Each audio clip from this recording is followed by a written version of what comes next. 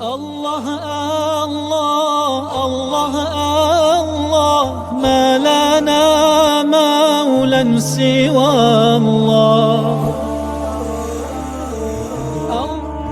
كلما ناديت ياه قال يا عبدي أنا الله زحزحي الحجب فقلبي غاب في ظلمة ذنبي نظرة في العمر حسبي تجعل الميت حيا كلما ناديت ياه قال يا عبدي أنا الله. أعوذ بالله من الشيطان الرجيم. بسم الله الرحمن الرحيم. الحمد لله والصلاة والسلام على رسول الله وعلى آله وصحبه ومن والاه. أما بعد. Hürmetli qarindoshlar, biz bugun Sura Niso'ning 57-oyatiga keldik.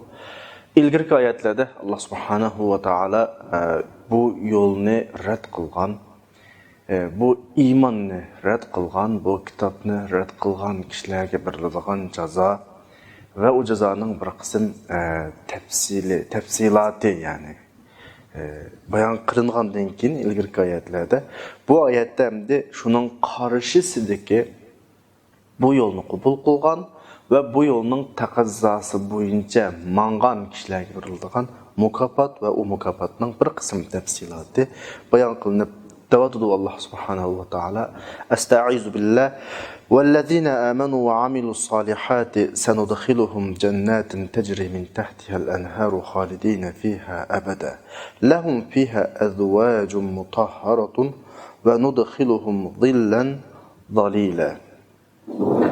Biz ayetning izahatıga kirişten ilgari avval kıskaça bir tercüme qilib o'taylik. وَالَّذِينَ آمَنُوا وَعَمِلُوا الصَّالِحَاتِ İman eytip yaxshi ishlarni qilganlarni biz ostidan o'stanglar eqib turadigan jannatga kirgizamiz. Bular bu jannatda mangu qilib qoladi. Bu jannatda bularga pak juplar var. Ularni soyaga kirgizamiz. Zillan zalila. Yani huzurluq soya yoki faqat issiqning ta'siri yo'q soya degandek ma'nolarga qog'ini izohatda tushundiramiz. İlgirki ayetni bir qitim asıltib o'tsam, ahli kitob boshda, ya'ni kitobni tushunganlar, o'zini samoviy dinning mansublari deb qaraganlar boshda bu yo'lni inkor qilgan, bu kitobni inkor qilgan yoki bu yo'lning kitobning ta'limoti bo'yicha mangmaganlar haqida so'zlab kelayotgan qarindoshlar va bularning bularning uchraydigan jazosi bularni saqlab turayotgani, kutayotganining davzax o't ekanligi ham bu o'tninki uzluksiz davomlashadigan o't ekanligi, uzlub qolmaydiganligi va buning biz tushunadigan shakldagi bir ifodasi bo'lsa, terimiz kuyib, pishib, tugagandan keyin yangi bir tiriga almashtirib, mushu shaklda azobning uzluksiz davom qilganligini ilgirki oyatlarda bayon qilinib o'tgan. Endi ma oyatda Alloh subhanahu va taolo ilgirki oyatda bayon qilingan heliqi turdagi kishilarning dal qarshisidagi kishilarni bayon qilyapti. Ular bo'lsa iymon etganlar. Hammalar bilamiz, payg'ambar alayhisolamning risolati, payg'ambarligi butun payg'ambarlar risolatining eng oxirgisi. Yani bu demek şu demek ki Resulullah'ның devri Allah'a uçuruş qarta ümmetinin en yakın devri. Yani ahirki devri ya. Bundan keyin ikinci bir peygamber kelmeydi, ikinci bir ümmet kelmeydi. Muşu ümmetinin vazifesi tügüdü degan gap, bu dünyanın işi tügüdü degan gap, insanların zemindeki vazifesi tügüdü degan gap, Allah'a uçuruş vaktimiz keldi degan gap. Adem Aleyhisselam'dan ta Peygamber Aleyhissalatu Vesselam'gacha naiti uzun bir mezgil baştan geçirildi. Bunun neçe min yıllar, neçe milyon yıllar ekanligi aniq emas. Belki bundan mı çoğ. Ama biz Müslümanlar en qisqagina bir vaqt bir neçe min yıl belki bir vaqtliq shaklda vazifalantirilgan bir ummat. Payg'ambar alayhisalom buni tasvirlab bunday deydi: "Bu'istu ana va sa'a kahatayn." Men payg'ambar qilib avatildim. Ya'ni men bilan qiyomatning orasi mush ikki barmoqqa o'xshashlar yaqin. Ya'ni demoqchi shuki, bizning ma vaqtimiz Allohga uchrashishga bo'lgan eng yaqin vaqt. Endi mushakaga vaqtda nima uchun bu gaplarni qilamiz desa, chunki ilgirki oyatlar ma oyatda qo'llanilgan bir ikki ifoda bor. Birisi ilgirki oyatlardagi kuffarlarning, ya'ni inkor qiluvchilarning, yolg'onga chiqaruvchilarning bu yo'ldan chetnab chiqib ketuvchilarning jazosi ifodalangan oyatda savfa ifodasi qo'llanilgan. Ya'ni ularni do'zaxga kirgizimiz degan oyatda savfa biz uni pat oradan kirgizimiz, do'zaxga kirgizimiz ifodasi. Ma oyatda jannatga kirgizimiz ifodasi, pat arada kirgizimiz ma ifodasi, sin ifodasi. Arab tilini o'qig'anlar biladi buni. Savfa biroz uzun muddatlik vaqtni ko'rsatsa, sin yaqin muddatlik vaqtni ko'rsatishi mumkin. Ya'ni ilgirki ummatlarning qilgan xil shakldagi jinoyatlari, o'tkazgan xatoliklari, qarshi chiqishlari jazosi savfa, ya'ni biroz vaqti va ularning do'zaxga kirgili degandek ifoda bo'lsa, ma'u pat arada kirgizimiz degandek vaqtning yaqinligini ifodalaydigan ifoda qo'llandi. Ya'ni bu bayatman degan ilgirki ummatlarningki biroz bizdan ilgari bo'lganligi, bizning Alloh qo'shishimizning yaqin bo'lganligini bir tarafdan qana qilishi mumkin, ifodalashi mumkin. Bu bir mulohiza. Ikkinchi mulohiza hamda kuffarlarga do'zax kirgizadigan yerda biroz uzunroq vaqtni ifodalaydigan savfini qo'llanishi, bizning ma'oyatda jannatga kirgizimiz deydigan yerda mu'minlarga qarata vaqt yaqin oraliqni ifodalaydigan sin ifodasini qo'llanishi bayatning mulohizadan boshqa ikkinchi bir mulohiza kuffarlar va jinoyat o'tkazganlarga biroz muhlat beradiganligi. Ularning tövbe qilishi uchun biroz fursat beradiganligining ifodasi bo'lishi kerak. Mu'minlarga desa, mu'minlarga qilgan yaxshi ishininki, aytgan iymoniningki, qilgan tövbelarining mukofoti hemen shu hamallam qana qilinganligi, birindiganligini ifodalasa kerak. Yani bizni bu bir nisbatan qana qilish, qiziq turish uchun bo'lishi mumkin. Biz sin ilgirki oyatdagi savfa ma ifodaliga qarata biradigan mulohizamiz bu qarindoshlar. Andan iymon etgan, yaxshi ishlarni qilganlarni jannatlarga kirgizimiz ifodasidagi jannat haqida biroz to'xtalamiz.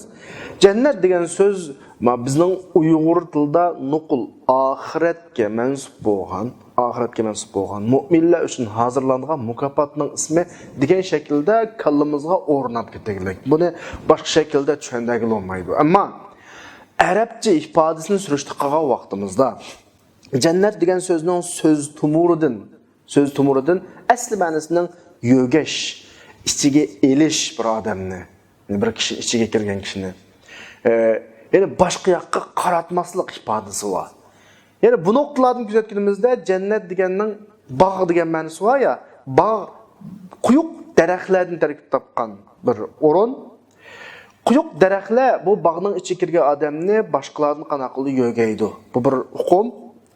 Yoki bu bog'da, bu jannatda o kadar nazun ne'matlar borki, inson buningdan eshib-teshib ikkinchi bir narsaga ehtiyoj olmaydi. Ya'ni boshqa yoqqa qaramaydi. Ya'ni bu bog' ichiga kirgan odamni boshqa hammadan behajat qiladi. Hech joyga qaratmaydi degan ma'noni o'z ichiga bir hukmni ifodalaydi arab tilda. Alloh subhanahu va taolo bizga qiyomat kuni hozirlagan mukofotining ismini jannat qo'ydi. Agar so'z qomusiga qaralsa bog' ma'nosi chiqadi. Ammo qiyomatdagi mukofotga jannat ism qo'ydi. Buni din bizga mayli Qur'on yoki hadis va boshqa manbalarga ko'ra qanday tasvirlaydi jannatning masalasini. Jannatni qanday tunishtirdi bizga desa, jannat biz tushunalaydigan, tasavvur qilalaydigan eng yaqin shaklda tushuntiriladi. Halbuki uning haqiqati olmasimi? Chunki jannatning haqiqatini biz tushunalaydigan yer emas. Mishqa, chunki payg'ambar alayhisolatu vasallam hadis qudsiyda manda deydi. A'adtu li'ibadis solihin, men yaxshi solih bandilarimga ma la aynun ra'at, ko'z ko'rmagan, quloq anglamagan, insonning qalbiga mo keçip bakmagan mukofot tayyorladim. Jannatning tasviri bu. Allohning hadis qudsiyda bizga tasvirlab bergan tasviri bu. Undan boshqa Qur'ondami? Mujno o'xshash bir ish tasvirlar bor. Fala ta'lamu nafsun ma ukhfiya lahum min qurrati a'yunin jazaa'an bima kanu ya'malun. Yani mu'minlarga qiyomat hozirlangan mukofotni inson tasavvur qila olmaydi. Yani jannat bizga shu shaklda qanday qilindi tasvirlandi. Bu noktadan bunun bog' degan ismni bizga hozirlangan mukofotga qo'yilishi bilan bizning jannatni bog'simon tasavvur qilishimiz to'g'ri emas yani. Bu yerda bir muhim bir nuqta bor. Hadis qudsiyda bayatdan tilg'ilingan. Ko'z ko'rmagan, quloq anglamagan. Ko'z ko'rish normalda ko'z ko'rish doirasidagi tasavvurni insonga beradi. Buning doirasi biroz ta. Andikin anlash, ko'z ko'rgandan kengroq bir ma'lumotni, kengroq doirada bizga bir idrok beradi. Buning doirasi ko'rishga qaragan vaqtda salnimroqqa kengroq bo'ladi. Ondan keyin insonning qalbiga kechadigan ba'zi ishlar bor. Tuyuqsiz. Xotirasidan o'tadigan tasavvur, buning biroz cheki kengroq. Yani insonga idrokat mush 3 nuqtadan keladi. Birisi ko'z orqali, birisi qo'l orqali, yana birisi kallasidagi meni xiyoliy olib ketsin hatto xiyoliy olib ketsin tasavvurdan keladi. Endi hadisi qudsi jannatni mushuning dunmu kengir bir shaklda anaqa tasvirlayapti. Yani insonning idrokat doirasidan butunlay chiqib ketgan demakchi. İnsanın tasavvur dairesinde yok demek çünkü en ahırda gapni boğdu ya وَلَا خَطَرَ عَلَى قَلْبِ بَشَرٍ İnsanın kalbiga qanaq bakmagan, keçip bakmagan. Yani her qancha tasvirlasan mı cennetni tushunamaysiz. Ana o'ganda cennetning tasviri nima desa, cennetning tasviri bizning qo'llanila oladigan ifodamizda tasvirlanmaydi. Nimishqa insanın adatda ig'izdan chiqadigan ifade yoki inson tushunalaydigan ifade cho'qim inson bilgan doirada bo'ladi. Adatda normalda so'zlar, ifodalar avval bir narsa insonning oldiga qo'yilib, buni tunugandan keyin uningga atalg'i qo'yiladi, uningga so'z bekitiladi va shu bekitilgan so'z bo'yicha inson ifodalaydi yoki qanday qiladi, tushunadi. Ham jannatning tasviri bizning idrok doiramizdan chiqib ketgan. Biz tushunalaydigan uning tasviri yo'q. Ama Qur'oni Karimda Alloh subhanahu va taolo biz tushunalaydigan doiraga eng yaqinlashtirib qanday qilyotdi, tasvirlab boryotdi bizga nima? Jannatni. Boshqa mayli hadislarda olsun yoki Qur'onda olsun, jannatni bizga tasvirlagan vaqtda jannat buni da tasvirlamaydi. Nima deydi? Masalul jannah. Jannatning o'xshashi. Qaranglar, agar tasavvur qila olsanglar, kallangni zihningizga yaqinlashtirmoqchi bo'lsanglar, mashta yaqinlashtirsanglar bo'ladi degan ifoda bu. Jannatning aynisi mashta ifoda yo'q hechada. Chunki insonning idrokatidan yuqori bir holat. Allah o kadar hürmetliydi ki inson kallasıqamı, xatirisidanmi, zihnidanmi g'ilpalmi o'tmaydigan darajada mukofot hazırladı. Bunu ifodalaydigan insonning idrokatiga munosib so'z yo'q. Shuningga oyatlarga qarab boqaylik. Sura Muhammadning 15-oyatida mu Masalul jannatullati wu'idal muttaqun. Jannat manda demoqda.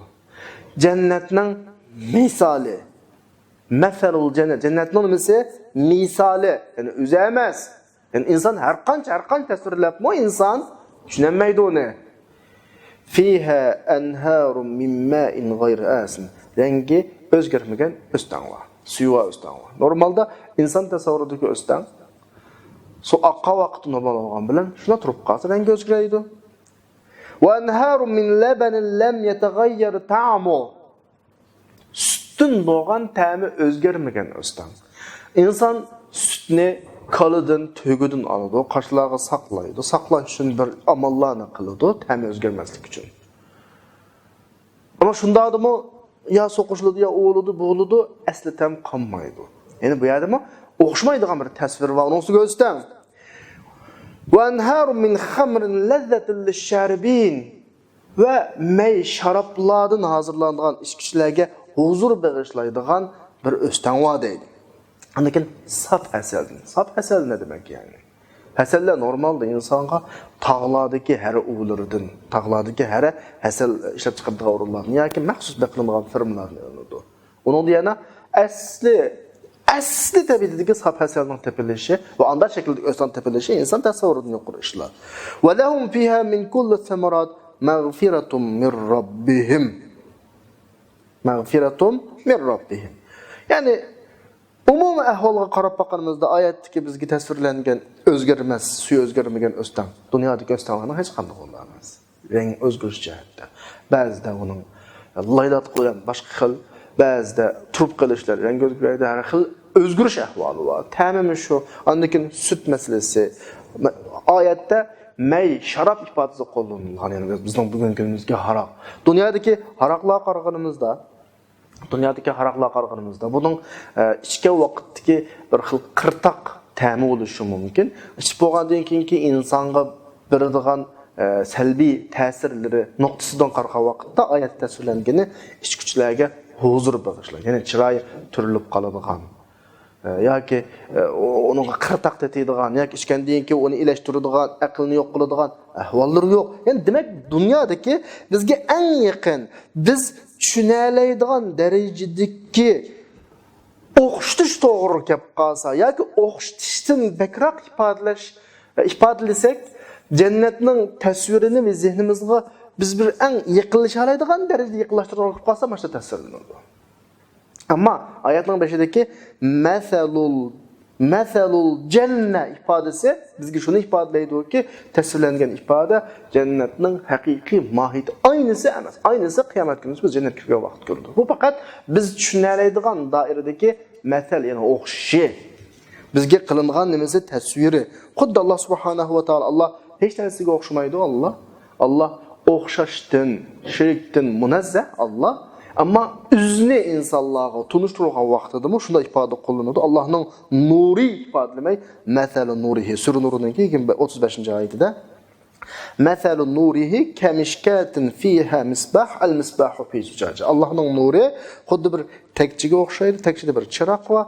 Çırak eyneknin içinde. Ma şekilde yani insan düşünələydiğan bir ifade olan yıkıllaştırıldı. Asli mahiyeti insan onu bildiğin idrakta emas. İnsanın idrakıda bommedi degen gap. İnsanın idrakıda bommedi degen gap. Onu ifadələydiğin söz yok degen gap yani. Anlakin her daim cennetle, biz bayatın cennetinin lügat mənisi tegiş qığınımızda cennetlerde bir quyuq igiz ösken daraxtlar var ki insanın yögeydi ya. Maçta oğaçqa her daim cennet tilg'i ilingan orunlarda su billi tilg'anıdı. Mesela bugünkü ayetimiz şu, Sürü Tövbe'nin 100. ayetidir mu? Ve a'adda lahum cennetin tecri min tahtihal anhar. Cennetlerinin aslının östenler qanaqıp durdu, eqip durdu. Ama bu şey ifademi Kur'an'da iki xil kullanılgan. Yani nemiş qadırsa çünkü insanların təsavvurudaki östen təsavvuru qılınıp qalmaslık üçün. İnsanların təsavvurudaki östen ayaqdan gelip mayak qaqıdı. Eğer eqin mənbəsi toxtuturilsə, östen toxtaydı. Cennetin astıdan östen aqıdığı vaqtda xuddi Irak mənbədən eqib gelip cennetin astıdan eqib başqa eqib gidilgandək. Yani bu şu demek ki fevqul adda başdaki mənbə toxtuturilsə, cennetin aslında bir su toxtab qaladığan, ma dünyadaki östen təsavvur olurdu. Allah bunu yok qilib bazı o'rinlarda jannatin tajri tahtahal anhar ostidan eqib o'tadi ifodasi bo'lib qolsa, ba'zi oyatlarda jannatin tajri min tahtihal anhar min ma ifodasini qo'llanadi. Bu nima demak desa, bu o'stanning eqini o'z jannatning ostida va eqish manbasi mu jannatning ostida, ya'ni to'xtab qolish yo'q ifodasi. Aslo dunyodagi o'stanlarning, daryolarning hech qanday tasavvuri o'xshamaydi demakchi.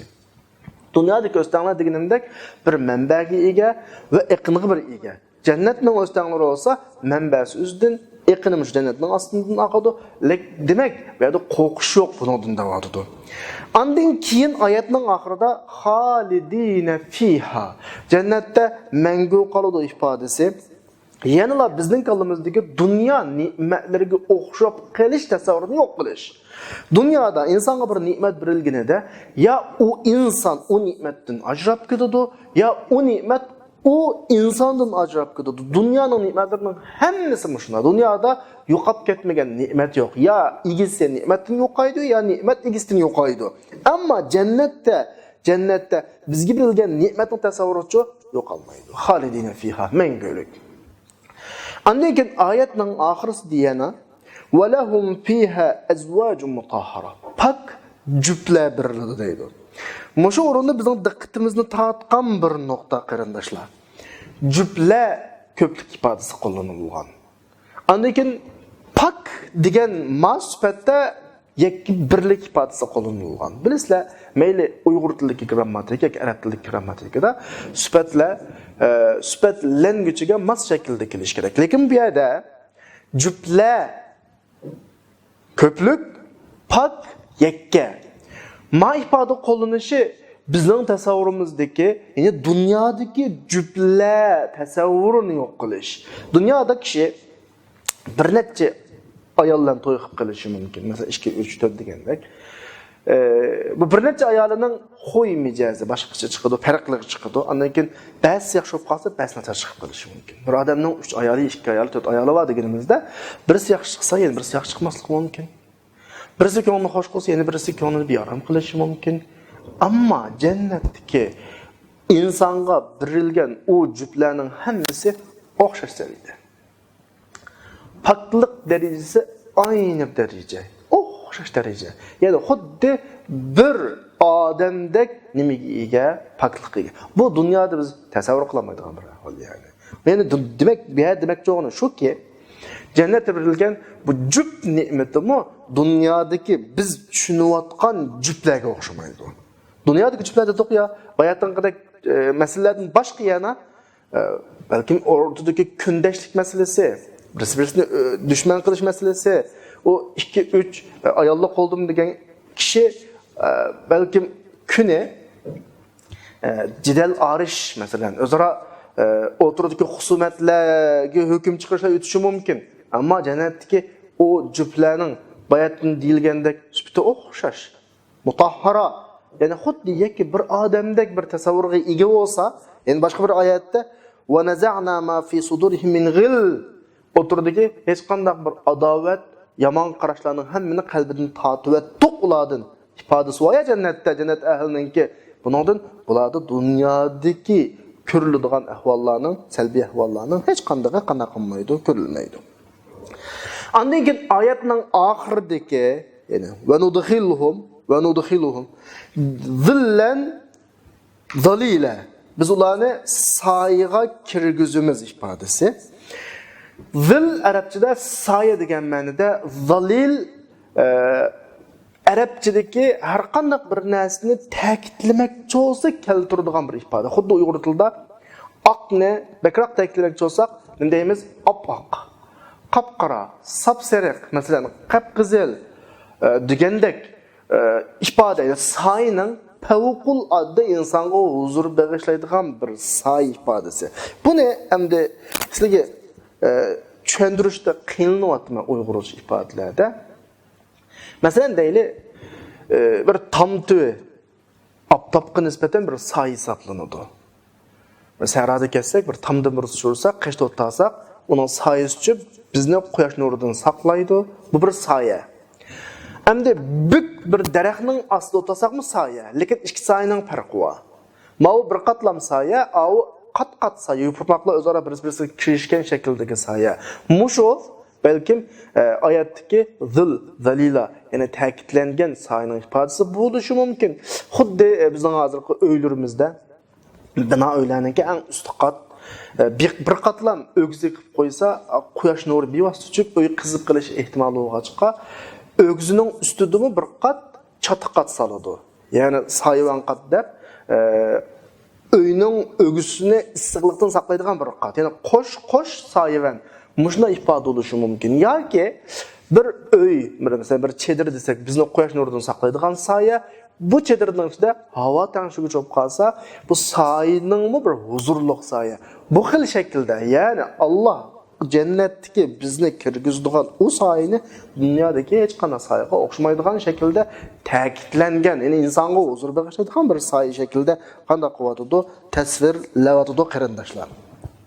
Bizning bu hukmlarni çünkü cennetning tasviri bo'lg'achqa ifodalash ahvolim biroz nimaga to'xtaydi, qiyin to'xtaydi. Alloh biz tushunadigan eng yaqin shaklda bizga qanday qilyotdi, ifodalayotdi. Endi ilgirki oyatlarda bu yo'lga qarshi chiqqan, inkor qilgan bu yo'lning ichidagi va sirtidagi bir sinfni, bir turini, bir guruh kishilarni so'zlab, ularga beriladigan azap va bu azapning uzluksiz ekanligini tilga olgandi. Bu oyatda bu yo'lda, shu yo'lni tanlagan hayot manhaji qilib va bu yo'lning taqazzo talablarini o'rindab mangan kishilarni, mu'minlar guruhini, mu'minlar sinfini so'zlab, bularga beriladigan jannat va jannatning ma'lum darajadagi nimasi tilga olinyapti, tasviri so'zlanyapti. Mush ikki ahvol bizga agar biz haqiqiy mu'min bo'lsak, bir qo'rqinch va bir qiziqish ato qiladi. Qo'rqinch va qiziqish. Birisi do'zaxdan qo'rqish, shurkunish, jannatga bo'lgan nima qiziqish. Ya'ni bizni askartidi, zehnimizdan boshqa ishlarni qanday qiladi, chiqaradi. Insonda bunda bir tuyg'u, insonning ichki psixikasi bor. Başqalarının həmmini unutub, zihni məlum işqə mərkəzləşkildə bu iş kallığa bək düşüdü. Məsələn deyili, Qur'an yadlaydıqan hafız qırandaşlarınız desə, məsələn, telefon oynab oturab Qur'an yadlasa, bəlkə yadlayamazlığı mümkün. Ətrafdakilərdən paranlaşıb oturab dəris yadlasa, bəlkə yadlanmazlığı mümkün. Bir yığında otdağan adamı ya başqa ishlar bilan mashg'ul bo'lib o'tsa, yig'inda deyilayotgan gaplar zehniga tushmasligi mumkin. Hatto bir sinfdagi bir o'quvchimi başqa ishlar bilan mashg'ul bo'lib o'tsa, ustozning darsi kallaga tushmasligi mumkin. Ammo shunda zehn yig'ilsa, bir askartish berilsa, u bir cho'chitilsa, boshqa har qanday narsa kalladan chiqib ketib, shu insonning shu nervisi şu deyilayotgan söz yoki naq temaga markazlashganida masala naq tushdi. Naq tushdi. Bu bir insondagi normal hodisa. Buni hamma bilan tushunamiz. Endi ma oyatda qarindoshlar.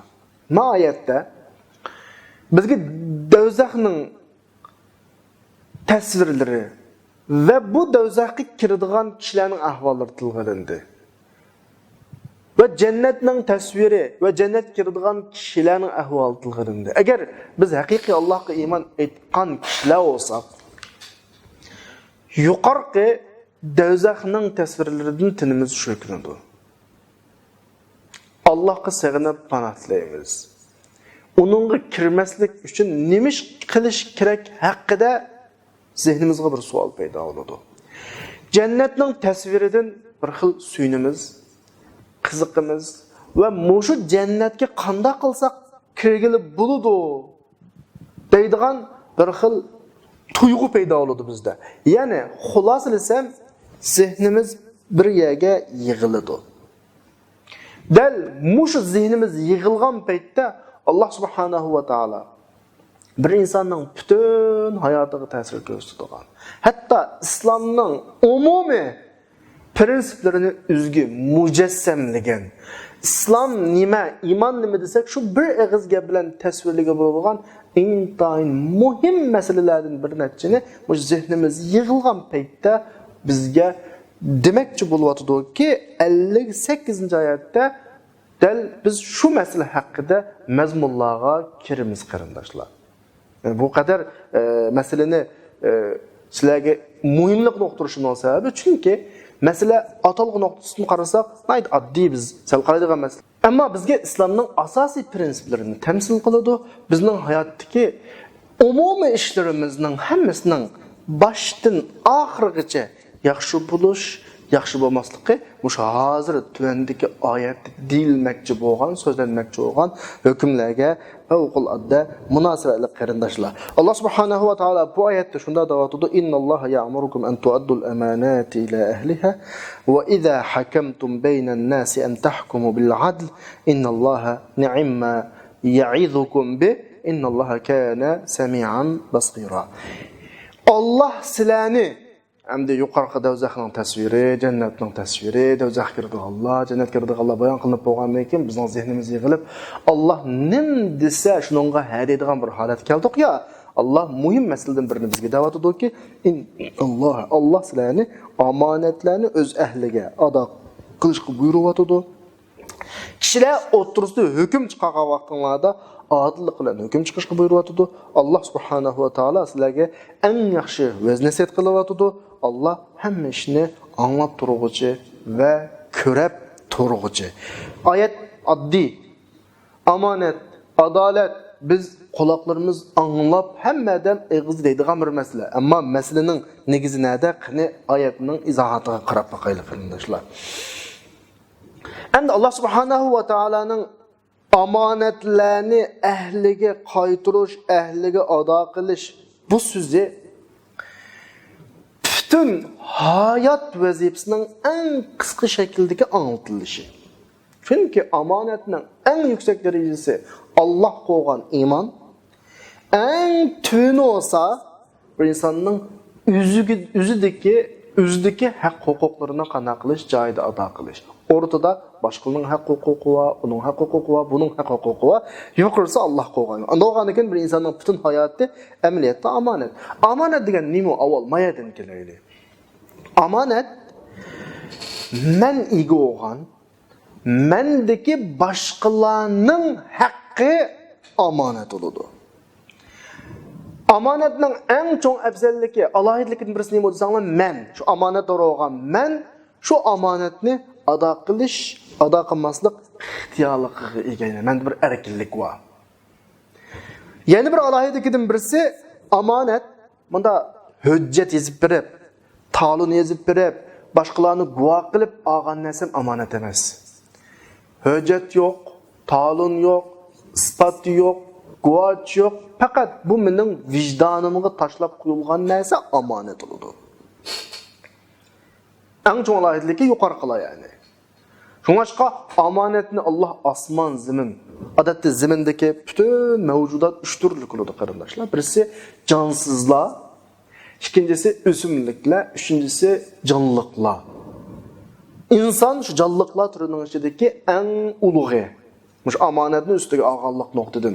Bu amanat kimga berilsa, kimning ustiga berilsa, shuningda o'z ixtiyorligi, tanlash erkinligi huquqi beriladi. Bu amanat osmon zamonga tanlandi. Sura Ahzob'ninki 72-oyatda tilg'ilingandek inna aradnal amanata ala samawati wal ardi wal jibal fa abayna an yahmilnaha. Biz amanatni osmon, zamin, tog'larga tanladik. Ular ağlı onumedi. Qoqdi, insan üstüge aldı. İnsan muş büyük amanetni üstüge epturuplu kılıvatqını insandan bir üzgüzü zulüm qılğını ve üzgüzü nadallıqı. Zalumen cahil üzgüzü zulüm qılıdığan ve nadan bir məxluq insan.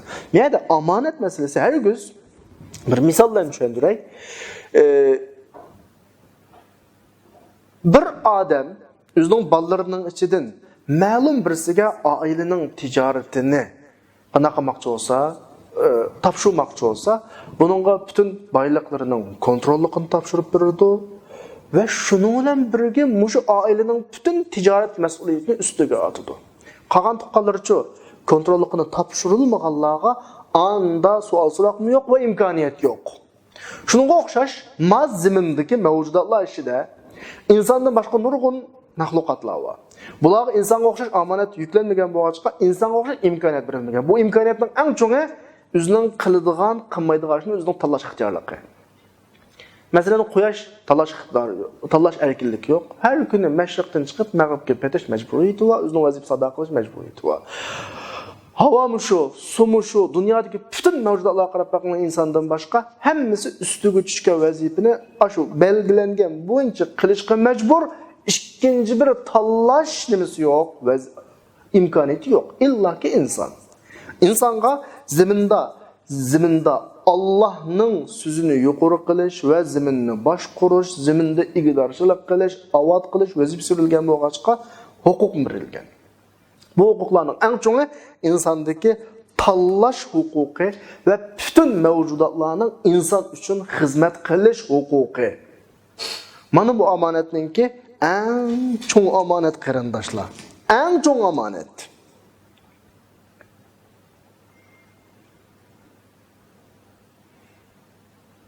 Yani bu yerdeki en mühim nokta şu. Müşrik kalbini çıkamazlık gerek. Amanetinin en çok özellik, alahiliklerden birisi ağuçi erkinlik. Kılıç kılmazlık. Ve bir munca imkaniyet ege. Ve etraftakilerin hemmesi onunla kanaklı hizmet kılıdı. Ve bunun mesuliyeti intayin eğer. Ki insan muşu mesuliyetin tunumuqallıqıdın özge zulüm kılıdıgan, kâne zelûme zulüm kılıdıgan ve cahula ki özünün üstüde o kadar amanetinin bağlılığını kana kılmaydıgan, bilmeydigan insan. Bunun nemdep Allah subhanahu wa ta'ala bu imkaniyetlerini bütün mahlukatlarına vermeyi insana buyurdu. Bir g'erit yılandan qo'rqadigan insonga o kadar katta mahlukatlarning hammasi bika bo'ysunanda onda ish yo'q. İnsonga o kadar imkoniyatlarning birleşi, o kadar mahlukatlarning, mavjudotlarning hammasi inson uchun xizmat qilishi bu insonning ustidagi büyük bir omonatning ifodasi. Inson mush nuqtani o'ylab baqish kerak. Nima uchun men zaminning ichida inson bo'lib yaratildim? Nimishqa ishga ko'p qolmadim. Ya ki mesela bizden qamatlik orangutanlar var. Bizden kuchlik orangutanlar var. Xuddi bizga o'xshash mang'udu, bizga o'xshash chiroyga, bizga o'xshash qomatga ega. Nima uchun ular yo'q? Nima uchun biz bir ojiz bir maxluqqa zaminni idora qiladigan, zaminni boshqaradigan, hamma biz uchun xizmat qiladigan bir huquq berildi. Uning cho'g'im bir surg'i va bir nimasi va mas'uliyati var. Bu omonatning eng cho'ngi. Oyatdagi amanetni öz ehliga ado qilish degandagi amanetning eng buyuki. Shu shaklda palampaysimon kelsak, bir odamga ilm berildi, nimishqa boshqalarga berilmay, uningga berildi. Bu bir amanat. Tabiiyki bu yerda bayatda o'tganimizdek bir alohidlik bor. O ilmni joyiga ishlatish, ishlamaslik ixtiyorligi bor. Erkinligi bor. Lekin mutlaqo buning surug'i bor. Buni chuqur mutlaq ado qilishga tegishli o'ringa ado qilish kerak. Bir odamga Alloh 100 nupuz berdi jamiyatda. Bu nupuz orqali boshqalar qilmagan nurg'un ishlarni qila oladi. Va bu orqali boshqalarga xizmat qila oladi, ya'ni. Endi mush xizmatni qildimi, qilmadimi? Buning surug'i bir odamga Alloh bir talant berdi. Bu talant bekorga berilmaydi. Mutlaqo ma'lum bir mas'uliyati bor uningki. Şu mesuliyetini ado qildimi, qilmadimi? Bir odamga Alloh iqtisod berdi. Nimishqa boshqalarga bermay, uningga berdi. Amaliyotda insonning iqtisodlik bo'lishi atrofdagi insonlarning yordami bilan to'planadigan bir boylik birikimi degan gap, boshqa narsa emas. Bir odam yo'q yerdan qozonmaydi uni. Atrofidagi insonlar ishlab, opda o'ylasanglar, iqtisod badani boy bo'lishi, iqtisodli bo'lishi işleyen baylıqının, yaratqan qimmatiningki bir qismini o'zi olib, qolganini shu odamning hisobiga o'tkazdi. Shuning bilan boy bo'ldi. Alloh mushning hammani bo'ysundirib turadi shunga. Osonlashtirib turadi u yo'llarni. O boy bo'ladi. O bayliq bekorga berilgan bayliq emas ki, uning mutlaqo bir nimasi va mas'uliyati bor. Ya'ni bu oyatdagi Amanetlerini öz ehliga qaytırın degan dairinin yuqurisi insan ziminde üstüge ağan büyük amanetini tatip kichigi oddiy kichkina amanetlargacha hammasi tamamen muşunun tahtiga kiradi ve muşu oyatdagi mazmun muşlarni qanday qiladi o'z ichiga oladi qarindoshlar. Undan keyin amanet vazifasi, amanet yuki mana xuddi bir ustimga bir ig'ir toshdan bir otib qo'ygandek tuyuludi. Ammo inson bilan o'ylaganimizda amanet vazifasi mana atilgan vaqtda mening qishimdagiga atiladi. Üçüncü shaxsga atiladi. Men amanatni ado qilganimda başqalarga ado qiladi, olma ado qiladi. Hisobda men boshqalarga ado qilgan bo'lsam, boshqalar menga ado qiladi. Hech kim bilan hech kimning haqqi aralashib ketmaydi. Hech kimning ustuni qolmaydi. Mening amanat ado qilganim mohiyatda jamiyatda amanatdorlik bir havası shakllangandan keyin, ya'ni meningmi o'z haqqimni joyida olishimning bir kafolati degan gap bu yani. Bunun Resulullah'ın devredeki misallarından birisi, Resulullah Mekke'ni fethi qilib kirgan vaqtida Kabe'nin ochquchi Osman ismli birisining qo'lda etdi. Yani Osman ibn Talha. Bu qulupni selib, çünkü Mekke Resulullah tarafından fethi qilindi ya, bu tahi müşrik iman etmoqlik o'g'izga chiqib oladi. Çünkü Qurayshlarning ichida Mekke'nin ochquchini saqlash cho'ng bir sharaf, cho'ng ish. Ali radhiyallohu anhu açıkçın talep qavaqda bəgilonumuzu qulunu qayrib digidek açıkçını elib, geçip, gerib Resulullah qana qılıdı, namaz okuydu. Şu arada Abbas radiyallahu anhu kelib, Abbas radiyallahu anhu şu vaqtdaki hacılarının soğuş vazifesi üstüde itti. Bunun büyük çoğun vazife. Açıkçını bununla qana qilish, bir işini talep qılıdı. Yani men taylıqın anımı manımı qılsam der. Şu vaqtda Resulullah'ın qılısqa qılpal, muşa ahval kılıdı, aşta qılsaq bulamı degendek, ya ki şu talep qılayotgan vaqtda muşa ayet çıp, amanetlerini öz ehliga qaytırınlar. Sonra Resulullah Ali'nin aşkışına əvətidir. Ali berib, özür eytib bayatını qığınıqa. Aşkışını qaytırıb bergen vaqtda, bayatın meni məcburi aldın. Qulumnu qayrab bana əziyyət verdin. Əmdəkilib, məndən özür diləmsə degan vaqtda, Allah sən haqqında bir ayet düşədi.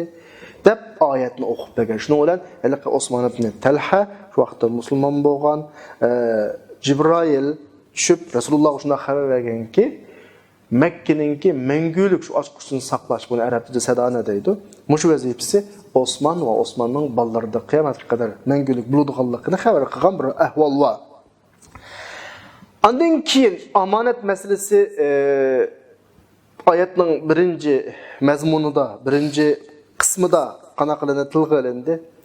Mushuni o'ylanganimizda hamma odam to'liq amanatga rioya qilib, amanat o'z ahliga qaytarilsa, adolat tamamen shakllanadi. Ya'ni hamma odamning haqqi o'ziga qaytadi. Bu vaqtida adolat tug'izish deb ikkinchi bir atalg'udan birini tug'izishning hech hojati qolmaydi. Ammo insonda ba'zi g'aflat bor. İnsan ya o'zgiradigan maxluq ya, o'zgiradigan maxluq. Şu amanetdarlıkını ada kılanmay bazı kişiler birisi-birisining arasında öz haqqını talep qilishadigan ahvol shakllanadi. Aslida hamma odam amonatni joyiga ado qilsa, boshqalar mening amonatni ado qilsa, men boshqalarning amonatni ado qilsam, datalash olmaydi. Lekin qilolmaydigan ish yuz beradi. Qirg'izda kelmaydigan ish yuz beradi. Bunda nafsi tatib ketib, yo'ldan chiqadi. Dal shu vaqtida andakin haqqini talep qilish temasi keladi. Bunun bizning shariatdagi ismi adolat. Adolat amonatdan keynidillar keladigan bir atalg'u. Amanet her adamning haqqini berish, yani bir adam o'zining ustundagi vazifa sifatida ado qiladigan bir ish bo'lsa, adolat ma'munasiz. Men bir adolatni to'g'izdigan odam bo'lsam, balki men boshqalarning haqqini boshqalar yevagan vaqtida, boshqalarning haqqini boshqalar ado qilmagan vaqtida, boshqalarning omonatini boshqalar ado qilmagan vaqtida vaqishimga kelib, "Mening omonatimni bermadi, mening haqqimni yeb oldi" deb o'tirida mas'ul chiqqan vaqtda men adolatni to'g'izish uchun o'rtaga tushaman. Mana bu nima adolat? Ya'ni adolat degan so'zga ehtiyoj bo'ladigan vaqtimiz qachon desa, amonat masalaga uchragan vaqtida, amonat ado qilingan vaqtda, undan keyin adolat bobiga kelamiz qarindoshlar. Shunga Allah subhanahu va taolo qana qiladi?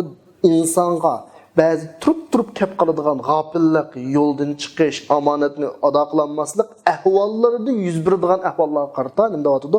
Va idza hakamtum baynan nas an tahkumu bil adl. Ya'ni sizlar kishilar orasida hukm qilsanglar, adillik bilan qanday qilinglar, hukm qilinglar. İlgirki oyatda bevosita Alloh sizlarni omonatlarni o'z ahliga qaytarishga buyuruydu deblam, anda amanat asanglar ado qilinglar demedi. Chunki o kulli bir prinsipiy hukm. Amma oyatda hukm qilsanglar degani ashta bir ahvolda yuz berib qolsa, amonatlar o'z joyiga ado qilinmay qolib qolgan ahvolda deb kim yuz berdiganligiga bir ishorat qilyapti. Ya'ni birinchi o'rinda amonat va amonat joyida ado qilinmagan vaqtda kim aktifalat ko'tadi? Adli, adolat aktifalat ko'tadi. Bu kallimizda ini qo'sni qarindoshlar. Amonat shaxsning o'zini talab qilinadigan ish, adli hakim tarafidan qana qilinadigan talab qilinadigan ish. Endi bu hakim tarafidan talab qilinadi deganlik hargizmi rasmiy hokimlar qartilgan gap emas. Har qanday bir hokim, har qanday bir hokim. Ya'ni har inson atrofidagilarga nisbatan hokim, atrofidagilarga nisbatan odillik ko'zulan, odillik so'zulan qaramoq lozim. Adil. Masalan deyli, ikkilen bir ishni talishib qoldi. Addi. Mendan qarslar mashta oldi. Sizlarcha qanda shu vaqtning o'zida men oddiy yo'simi ikkisini o'tirdi bir hokim. Shu vaqt eng adolat bilan gap qilishim kerakki, mau tuqqunimdi, mau yiqinimdi, al o'tdi, mau butdi deb egiz pas qilish yoki o'tirib bu taraf yon besish asla to'g'ri emas. Oyatning buyurayotgani bu. Buning misoli Ali radhiyallohu anhu'ningki o'g'li Hasan bir kichik balagon. İki kichik bala o'zining yozgan xatining qaysi chiroylik hukm qildirib akildandi. Balalar o'tirib bo'lgan ish. Aminat chiroylik, ma'minat chiroylik deb talishib qilib, Hasan radhiyallohu anhuning qashig'iga kelib, qaysimizning xati chiroylik ekan deb kelgan vaqtida Ali radhiyallohu anhu shu vaqtda nima deydi bilamsizlar? Balam, sen mushu qanday hukm qilishga qara. Chunki bu degan hukm Allah bunun qiyomat kuni sendan so'raydi. Qaranglar, bir balalar o'tirishdagi ish. Ali radhiyallohu anhu mushrongmi Allah haydi eskartish beryotdi. Qiyomat kuni Allah bundan so'rayotdi. Ya'ni bu nima demak desanglar, eng kichik yag'icha adolat masalasiningki asosiy prinsip ekanligi. Aqallisi deylar futbol musobaqasi. Hammalar bilasizlar. Bir hukm qiluvchi va kim qizil kart yeydi, kim sariq kart yeydi, kimning to'g'ri, kimning xato. Mushalaqacha. Aqallisi o'yin darajasigacha hatto to'g'ri bir shaklda hatto bir o'yin darajasigacha adolat bizdan qana qilingan, talab qilingan asosiy prinsiplarning birisi. Asli biz omonat bilan to'xtab qolsak, adolat degan atalg'uga yoki bu bosqichga ehtiyojimiz yo'q. Har odam o'zini bilib, boshqaning omonatini ado qilsa, vazifasini ado qilsa, masala tugaydi. Ado qilinmagan vaqtdan adolat ishga echiladi. Adolat aktifalat ko'ydi. Adolat shu vaqtda qana qiladi, ishga kirishadi shu vaqtda. Andikan Alloh subhanahu va taolo shuni buyurib qo'ygandan keyin innalloha na'imma ya'izukum. Alloh ning vaznasiyati sizlarga bak go'zal. Alloh nima degan yaxshi vaznasiyat qiladi deydi. Qaranglar, avval omonatga buyurdi Alloh. Bu Allohning birinchi vaznasiyati. İkincisi adaletke buyurdu Allah. Bu Allah'ın ikinci vaznasiydi. Nima uchun Alloh subhanahu va taolo bu yerda o'zini eng yaxshi vaznasiyat qiluvchi, Allohning vaznasiyati eng yaxshi deydi desa, chunki biz bu nuqtadan bir tafakkur o'ylashimiz kerak, mulohaza qilishimiz kerak. Bir odam bir ish qilib buyurgan vaqtida shu odamning shu ishda manfaat bo'lib qolsa, tabiiyki buyuradi. Buyurulg'uchilar bunun nisbatan biroz ko'nglida bir ish paydo bo'ladi endi. Buning manfaati shu o'g'achga buyuradi, ya'ni o'zining ishiga buyuradi. Endi Alloh subhanahu va taolo bir ishga buyruq qilgan vaqtida, Alloh bir ishga buyurgan vaqtida butun dunyo ahli Allohning buyrug'ini qilsin yoki Allohning buyrug'ini qilmasin, Allohga qilsak foydasi yo'q. Bu bir ish. İkincisi, bir adam bizni bir ishga buyurganida, shu odam o'zi buyurgan ishning oldi keyni butun tafsilotlarini ro'z tushunib, bilib, to'g'risi qaysi, xatosi qaysi buyurish masalasi bor. Dunyodagi bizni ishga qo'yganlar, tamam, o'zining manfaati yo'q, sog'lom, sodiq, samimiy deb tushunib turaylik, ma'qul, shuni faraz qilaylik, ammo masalaning har tarafini qanaqa bo'lalishi, bilib bo'lalishi notayin. Ammo Alloh bir ishga buyurgan vaqtida, bizga bir ishni vaz-nasiyat qilgan vaqtida, birinchidan Allohning o ishda asla manfaati yo'q. Allah hech kimga muhtoj emas, hech kimning hech qanday ishiga ehtiyoji yo'q. Bu bir. Ikkinchisi, Allah ishning har tarafini qana qiladi, biladi. Bu noktadan Allah eng yaxshi vaz-nasiyat qiluvchi, Allohning vaz-nasiyati eng go'zal, eng yaxshi vaz-nasiyat deyilishga bo'ladi. Oyatdagi mazmun shu bo'lishi mumkin. Vallohu a'lam. Andayken oyatda bizning diqqatimizni tortadigan yana bir nuqta va iza hakamtum baynan nas ifodasi. Kishilar orasida hukm qilsanglar ifodasida. Kishilar ifodasi bizning diqqatimizni tortadi. Hargiz kallamizga mu'min, kafir ifodasi kelib qolmaslik adolat babida, hukm babida. Oldimizga bir mu'min keldi, bir kafir keldi. Meyli amanet ado qilish masalasida, meyli adolat masalasida, ma mu'minken, ma kafirken, ma mening adamimken, ma mening emasken deb adolatning tarozisini egiz pes qilishga bo'lmaydi. Ya'ni bu yerdagi kishilar o'tirisida adolatli qilinglar. Allah mujnonga buyuruydi degan ifodalar shuni ifodalaydi-ki, bu zaminning ustundagi musulmon bo'lsin, kafir bo'lsin, hammasi Allohning rububiyatlik doirasidan chiqib ketolmaydi. Bularning hammani Allah bu zamonga epkagan. Bularning hammasining haq, huquqi, kafolatga ega qilinishi kerak. Mayli amonat nuqtasidan, mayli adolat nuqtasidan. Allah bizni buningdan talab qiladi. Allah subhanahu va taolo zaminda bir sabab qonuniyatini o'rnatgan. Hatto bu sabab qonuniyatini adilki, Allah o'rnatgan bu sabab qonuniyatida mayli musulmon bo'lsin, kafir bo'lsin, sababini qilsa, natijasini ko'radi. Kim izdansa, tadqiq qilsa, natijasini ko'radi. Tirishib tijorat qilsa, pul topa oladi.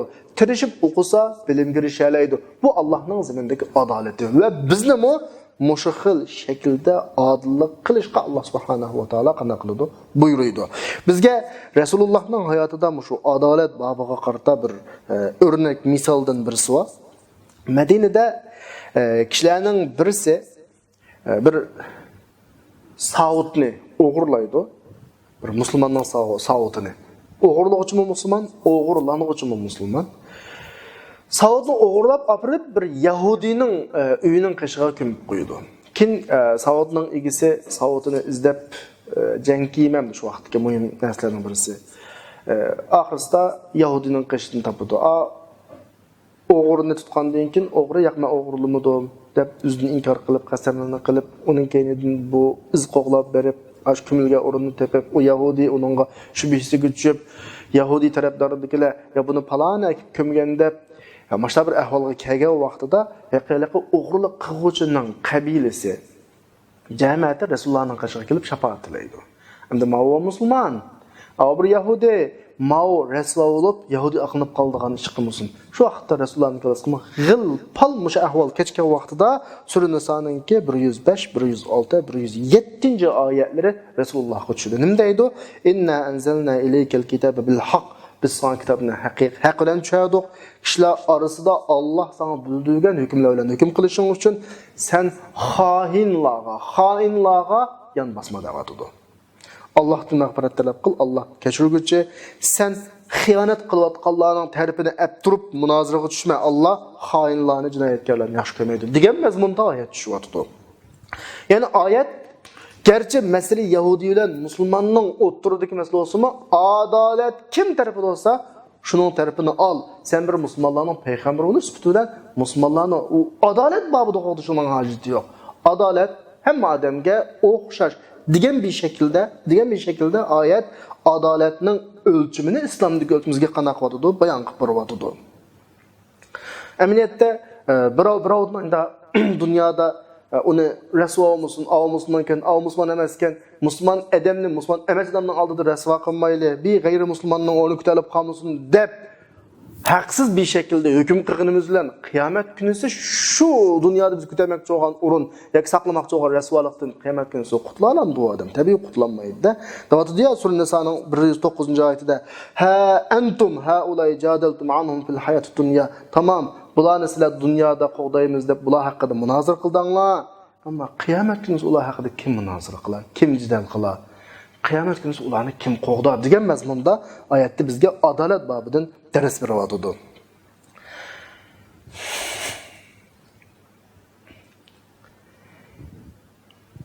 Yana bir misol va bu haqda. Yana bir misol va Ali radhiyallohu anhu bilan bir Yahudi bir da'voga tushib qoladi. Umar ibn Xattob radhiyallohu anhuning zamonasida Umar ibn Xattob radhiyallohu anhu Ali radhiyallohu anhu chaqirib, "Ha Aba Hasan Arablardagi va bolalarning ismini qatib chaqirib hurmat ifodasi tura degan vaqtda Ali radhiyallohu anhu chiroyi o'zgargan. Umar radhiyallohu anhu men seni ma da'vogaring bilan o'xshash o'rinda qo'ysam, buningga nisbatan sal ko'nglingiz yerim bo'lib qoldimi, chiroyingiz o'zgardi degandek ifodani bildirgan vaqtda Ali radhiyallohu anhu dediki, "Yo'q. Mening miyada ko'nglimga kelgani ma da'vogarimning oldida meni hurmatli chaqirganim. Asli o'xshash chaqirishim kerak. Yahudini qanday chaqirgan bo'lsam, men da'vogar bo'lish sifati bilan, hozir javobgar, da'vogar bo'lish sifatimiz bilan o'xshash chaqirishimiz kerak." Ya'ni Ma'u Ali radhiyallohu anhu da shakllangan bir adolat ifodasi. Hatto Umar radhiyallohu anhu Abi Musa al-Ash'ariyni qozi qilib ketgan vaqtda kishilarning o'ttirisida, so'riningda va oldingda o'xshash muomala qildi. Ularga qarashda hatto o'xshash. Hatto mushu adolat ifodasiga oyatning eng oxiridagi bir qismi bizga qana qiladi, ishorat qilyapti. Oyatning eng oxirisida deyapti: "Innalloha na'imma ya'izukum bih" deb bo'lib, Alloh eng yaxshi vaziyat qilguvchi deb bo'lib, "Innalloha kana sami'an basir." Alloh anglag'uchi va ko'rguchi va anglag'uchi. Qaranglar, ko'rguchi va anglag'uchi degan odatda adolat ikki holatda ifodalanadi. Birisi ulug' qilgan ko'rinishdagi muomalada, yana birisi gap so'zdagi muomalada. Adolat shu darajada umumlashsunki, ko'rinishdimi o'xshash muomala qilishing kerak, gap so'zdimi o'xshash muomala qilishing kerak. Alloh bunimi ko'rib turdi, bunimi qanaq turdi, anglab turdi. Hatto bayatdan Ali radhiyallohu anhuninki hatto bir ismni chaqirishdagi farqli muomalasiga Ali radhiyallohu anhu norozi bo'ldi. Yahudining o'zining ismi bilan chaqirgan bo'lsang, mening o'zimning ismi bilan chaqir. Yahudining o'zining odatdagi ismi bilan meni hurmatli ismi bilan chaqirsang bo'lmaydi. Ali radhiyallohu anhuninki ifodasini oyatda Alloh adolat gap so'zdimi shunda bo'lsinki, Alloh sami'andir. Ko'rinishdimi shunda bo'lsinki, Alloh nimadir? Basirdir. Ifodasi bilan bizga adolatning eng yuqori darajasini qana qilyapti deb beryapti qarindoshlar. Andan keyin bir gapni deb qo'yay, oyatning oxirisida Allohning sami' basir ikki sifati keldi. Anglag'uchi, ko'rguchi degan ma'noda. Hamma arab tili o'qiganlar biladi buni. Ko'pincha vaqtda Allohning sifatiga kelgan vaqtda sifati mushabbahdir, mubolag'a sifat ishlatiladi, normal sifat emas. Normal sifat bilan mubolag'a sifatning o'rtasidagi farq, normal sifat bilan yuz bergan, masalan, mushu sami' basirda anglag'uchi, ko'rguchi deganda normal sifat bilan ishlatsa, arab tilidagi ifodasida yuz bergan ishlarni ko'rish, yuz bergan ishlarni anglash ma'nosi bor. Ammo sami' basir bunda mubolag'a sifatini ishlatganida yuz bergan va bermagan bütün ishlarni qana qilish, anglash, yuz bergan va bermagan bütün ishlarni ko'rish, ya'ni Allohga anglash, ko'rish sifatini isbotlash ma'nosini ifodalaydi. Shuningdek, Qur'oni Karimda kelgan mahil shakldagi sifatlarning hammasi shu xil ma'noga ega qarindoshlar. Vaqtdan so'turan bugungi darsimiz mushada to'xtadi. Inshaalloh kelasi soatlik darsda kurashganga qadar hammani Allohga omonat qildim. Va oxiru da'vona alhamdulillahi robbil alamin.